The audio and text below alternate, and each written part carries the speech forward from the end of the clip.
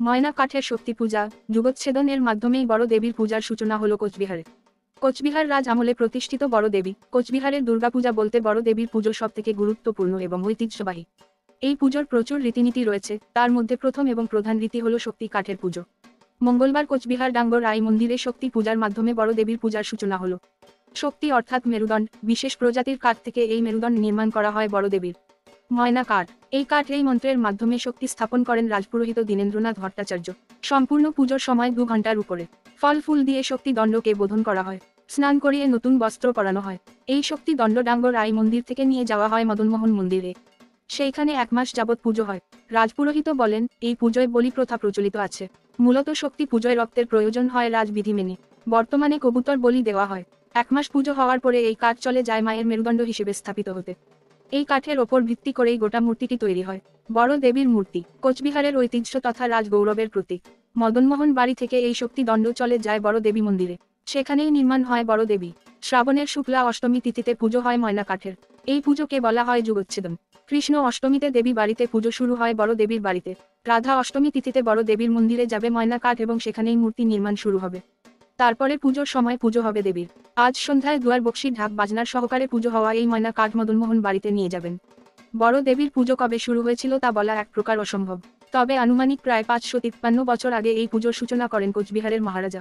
স্বপ্নাদেশে বড় দেবীর মূর্তি কোষ্ঠী পাথর খুঁজে পান কোচবিহারের মহারাজা। তারপর থেকে নিয়ম নীতি নিষ্ঠা সহকারে এই পুজো হয়ে আসছে।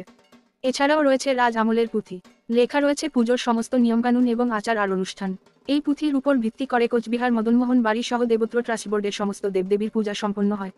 এদিনও তার অন্যথা হয়নি। কোচবিহারের রাজপুরোহিত দীনেন বাবু বলেন, এই পুঁথি সমস্ত নিয়ম নীতির আচার অনুষ্ঠানের একমাত্র পাথেয়। এই পুঁথির নিয়ম মেনেই ময়না কাঠ সহ বড় দেবী সমস্ত দেবদেবীর পূজা অনুষ্ঠিত হয়। মদনমোহন বাড়িতে প্রতিষ্ঠিত ভবানী মূর্তির আদলে তৈরি হয় বড় দেবী। এক সময় জঙ্গলে ঘেরা কোচবিহারে ময়না কাঠের অভাব ছিল না, কিন্তু সম্প্রতি এই কাঠের অভাব দেখা দিয়েছে। দেবত্র ট্রাস্ট বোর্ড ময়না কাঠ অর্থাৎ ময়না গাছের চারা লাগানোর উদ্যোগ গ্রহণ করেছে।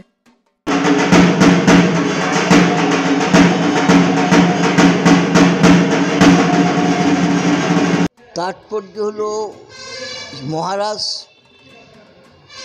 বিশ্বসিংহ ছোটোবেলায় খেলতে খেলতে বনে পূজা পার্বণ খেলতে খেলতে ওকে বাড়িতে স্বপ্নাদেশ দেয় যে ওকে মা দেখা দেয় যে এইভাবে আমাকে পুজো করতে হবে। হ্যাঁ, তখন থেকেই এই পুজো শুরু বিশ্বসিংহের আমল থেকে। আজকে 500 বছর পার হয়ে গেছে। হ্যাঁ, তার আগে শুরু এইভাবেই রাজাদের আমল থেকে এইভাবেই রাজারা প্রচলিত চলছে এইভাবেই। হ্যাঁ, এই যে ময়না কাঠের পুজোটা কীভাবে হয়, পদ্ধতি কী আছে? পদ্ধতি এখানে ময়না গাছটা কেটে নিয়ে আসা হয় বন থেকে। নিয়ে এসে শ্রাবণের অষ্টমী শুক্লা অষ্টমী তিথিতে এই মন্দিরে ডাঙ্গুরাই মন্দিরে ওর যুগচ্ছেদন হয়। ওখানে ময়না গাছের উপরেই পূজাটা হয় মায়ের পূজা হয়। ওখানে বিশ্বকর্মা পুজোও হয়।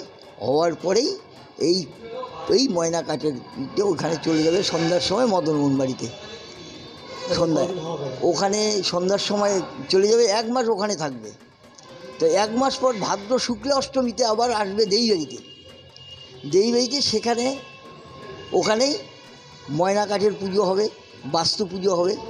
তো হওয়ার পরে ওই স্তম্ভ ময়না কাঠ টলিতে উঠে ওকে প্রতিষ্ঠা হবে। কাঠটা প্রতিষ্ঠা হওয়ার ওখানে 3 দিন হাওয়া